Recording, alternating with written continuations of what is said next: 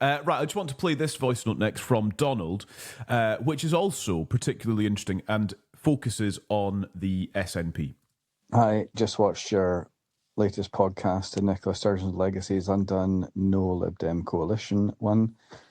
Excellent content again for everyone. Thank you very much. I'm really enjoying this. I'm just a recent signer-upper. I think that the issue SNP, as a former SNP member, I just left because I'm scunnered and they didn't listen, was a lot of the MSPs are high on values, what they perceive to be values anyway, but extremely poor on practical understanding about how to implement what they want. So they naturally go to civil servants and say, my inbox is full of issues such as housing. What do I do? And those ultra-centralised civil service people in Victoria Quay come up with a national solution, a one-size-fits-all, because that's the easiest, because it protects the status quo.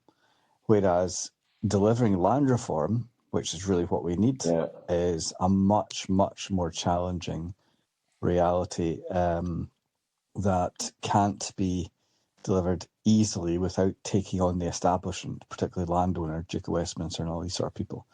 So really, really tough, that one. The SNPs run away from it.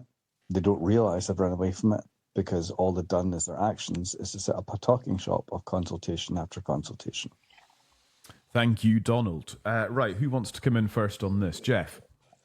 I might let Andy come in. I know he's very passionate on land reform, as am I, but he's very articulate on it. But I thought there was a point in his contribution there that really chimed with me, and it's when he said they're trying to find national policies to very kind of sometimes niche or localized issues that don't perhaps comprehend the full sophistication of what's at stake. And I was casting my mind back, about 18 months ago when Hamza Yousaf was First Minister. And at that time, and it wasn't his policies, I mean, he'd inherited them. Do you remember that there was a potential policy on banning wood-burning stoves? Yeah. And that just fits into that category. You know, of course we should do that because it's much better for the climate and all the rest of it. Yes, but our rural communities, actually some of them largely require that to heat their bloody homes, you know, in winter. And we had similar and highly protected marine areas. You know, the coastal communities were up in arms about that, but a policy engineered in Edinburgh just didn't seem to consider the full views and spectrum of opinion. And you know, we even had juryless trials. Even though the largest legal fraternity, you know, all the large swathes of legal fraternity were totally opposed to it.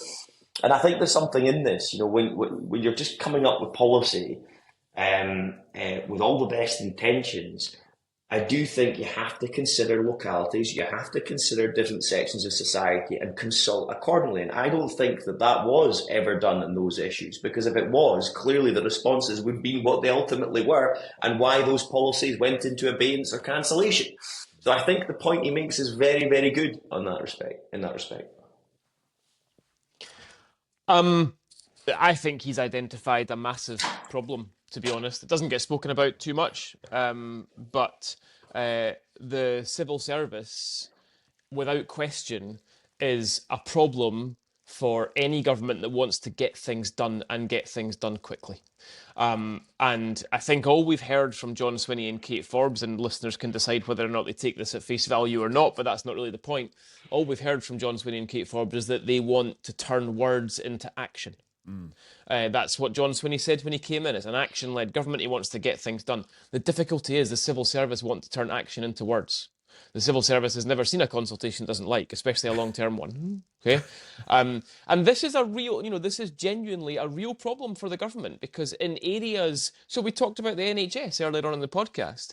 In the NHS, you know, if you want to make major reform and major change, you have your principal opponent is the civil service.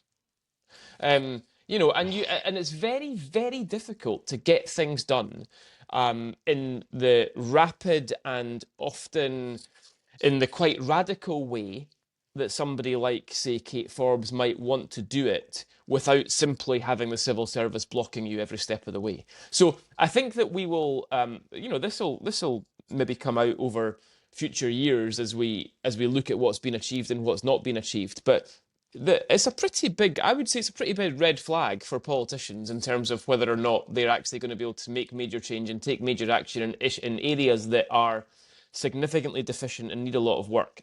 The civil service are not always... Now, this is not a blanket thing, right? There are very good, high-quality people in the civil service who understand issues and understand policy and understand how to make things happen. But as an institution, it is slow and it is cumbersome and it is often blocking. And I think that's something which is a major problem if you want to achieve anything. I just, if I may come in on that, because obviously I worked in government for 7 years, and I came across many very talented civil servants. Indeed, it's about leadership, and what you want to do and try and achieve is have your elected cabinet secretaries and ministerial team with a clear policy direction, and then you direct the civil service. Now, the civil service job is to say, yes, Minister, that's possible within the parameters of what our capabilities are. I think that when Alex Salmond was First Minister, he had a lot of focus on economic growth. The economy was his interest, and I found actually that a lot of the civil service supporting that agenda because it was of a personal interest to him. I suppose I would question is when there was a change of government, Nicola Sturgeon becomes First Minister, is the economy as a greatest focus? Is the civil service geared up to support that as much? Perhaps more on social justice issues that Nicola Sturgeon was perhaps more focused on. I think the challenge is ensuring that your cabinet and your ministerial team are empowered to be clear with their civil servants that that's what the direction of travel is. And I don't accept, Andy, that the civil service are the biggest opposition. They can be if there isn't the leadership, the political leadership in place to direct them. And so it can be a hurdle, but it can also be a great opportunity. It's a huge resource. And I would question whether at times it has been used to its fullest capability.